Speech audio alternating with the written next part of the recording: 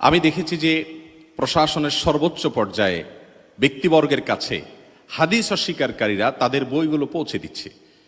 আমি নাম বলছি না, একজন অত্যন্ত উঁচু পর্যায়ের একজন ব্যক্তিত্ব গুরুত্বপূর্ণ একটি দায়িত্ব পালন করছেন। তিনি আমাকে হোয়াটসঅ্যাপে বললেন যে এই ভদ্রলোককে এবং তার লেখা বইগুলো কি চেনেন, জানেন? আমি সত্যি খুব বেশি জানতাম না, একটু জানার চেষ্টা করলাম। পরে দেখলাম যে ভয়ঙ্কর তার চিন্তা দর্শন। তখন তিনি বললেন যে ভদ্রলোক তার বইগুলো অনবরত আমাকে দিয়ে যান, পড়তে উদ্বুদ্ধ করেন, উৎসাহ দেন। আমাদের অনেক শিক্ষিত বন্ধুরা, জেনারেল শিক্ষিত বন্ধুরা, তারা হয়তো ইসলামকে ভালোবেসেই আহলে কোরআনই হচ্ছেন, তথাকথিত আহলে কোরআন হচ্ছেন বা হাদিস অস্বীকারের দিকে চলে যাচ্ছেন।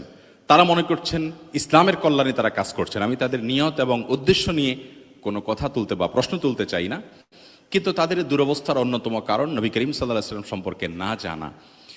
আমি তো বলার চেষ্টা করি যে একজন মানুষ পৃথিবীর ইতিহাসে আপনি কি বের করতে পারবেন যার জীবনের খুঁটিনাটি বিষয়গুলো সংরক্ষণ করবার জন্য সহস্র হাজার হাজার লক্ষ লাখ মানুষের জীবন ইতিহাসের পুঙ্খানুপুঙ্খ হেফাজত করা হয়েছে এবং সেটাকে সেভ করা হয়েছে, সংরক্ষণ করা হয়েছে, আদ্যপান্ত অ্যানালাইসিস করা হয়েছে? কেন?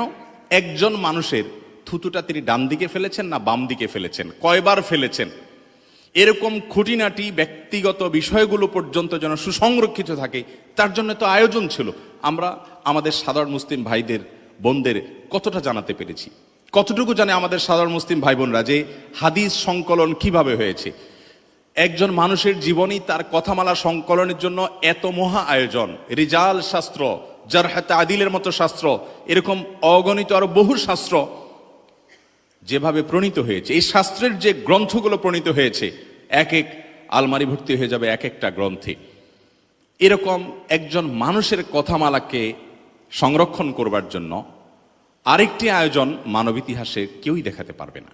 মোহতারাম হাজরিন, ঠিক একইভাবে এয়ারপোর্টে একদিন যাচ্ছিলাম, এক ভদ্রলোক আমাকে জড়িয়ে দিলেন, আপনাকে অনেক ভালো লাগে কিন্তু আপনার এই কথাগুলো ভালো লাগে না, আপনি এই হাদিস স্বীকার করতে হবে বলেন, আমি এটা মানতে রাজি না। তো এরকম প্রায় আমাদেরকে মুখোমুখি হতে হয়। ভয়াবহতা কত গভীরে পৌঁছেছে সেটা হয়তো আমাদের উলামা ইকরামের অনেকে এখনো আঁচও করতে পারছেন না, যে কত গভীরে পৌঁছে গেছে।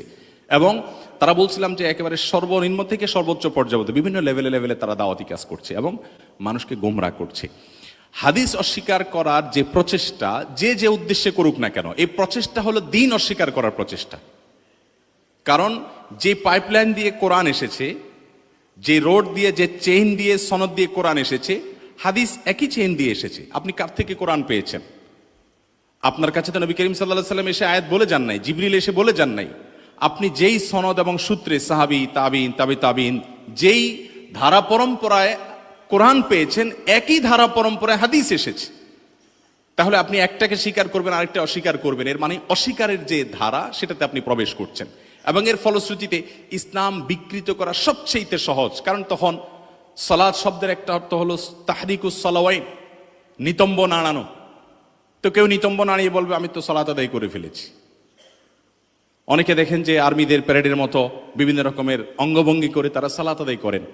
তো হাদিসের অস্বীকার মানে হলো দ্বীনকে বিকৃত করে আস্তে আস্তে মানুষকে নাস্তিক্যবাদের দিকে নিয়ে যাওয়া।